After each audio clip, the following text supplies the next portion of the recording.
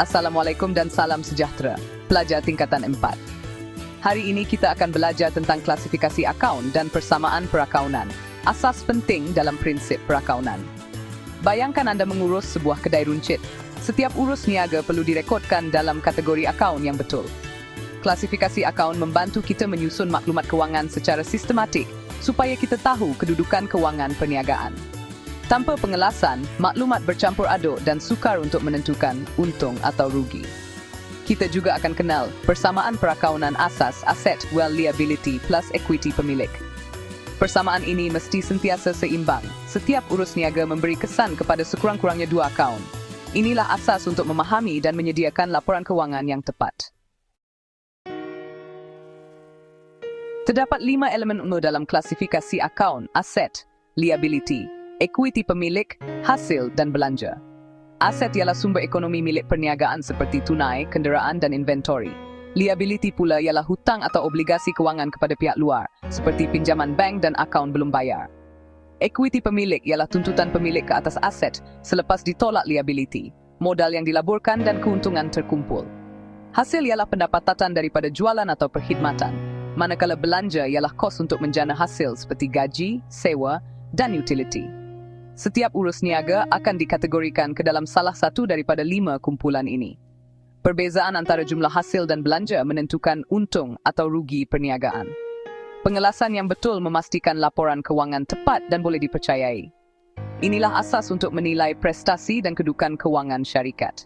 Fahami setelah that's so win. Persamaan perakaunan asas, aset gula liability plus equity.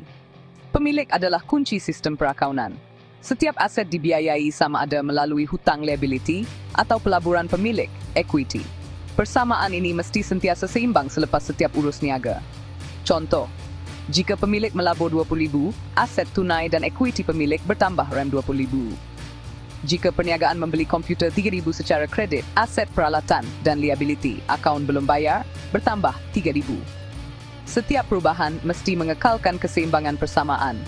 Inilah asas catatan bergu. Setiap urus niaga memberi dua kesan yang sama nilai. Keseimbangan ini memastikan rekod kewangan tepat dan lengkap. Fahami logik ini untuk mengesan kesilapan dan menjaga integriti data. Selain 5 elemen utama, terdapat akaun kontra seperti pulangan jualan dan pulangan belian. Akaun kontra mengurangkan baki akaun induk, memberi maklumat lebih terperinci dalam penyata kewangan. Pulangan jualan merekod barang dipulangkan pelanggan, manakala pulangan belian untuk barang dipulangkan kepada pembekal. Ini membantu analisis prestasi dan kualiti produk.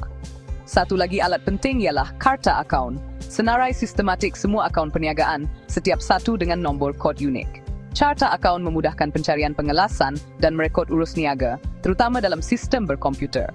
Penomboran biasanya mengikut kumpulan aset, liability, equity, hasil dan belanja. Struktur ini menjadikan proses perakaunan lebih cekap dan teratur. Penguasaan klasifikasi akaun dan persamaan perakaunan adalah asas menyediakan laporan kewangan yang tepat. Laporan ini penting untuk pemilik, pengurus, pelabur dan bank membuat keputusan. Kesilapan pengelasan boleh membawa kepada maklumat salah dan keputusan tidak bijak. Persamaan perakaunan menanam disiplin memastikan setiap rekod seimbang dan lengkap. Akaun kontra dan karta akaun pula membantu analisis dan pengurusan data kewangan. Kuasai asas ini untuk pembelajaran topik permainan seterusnya. Inilah langkah pertama menjadi usahawan atau akuntan yang berjaya.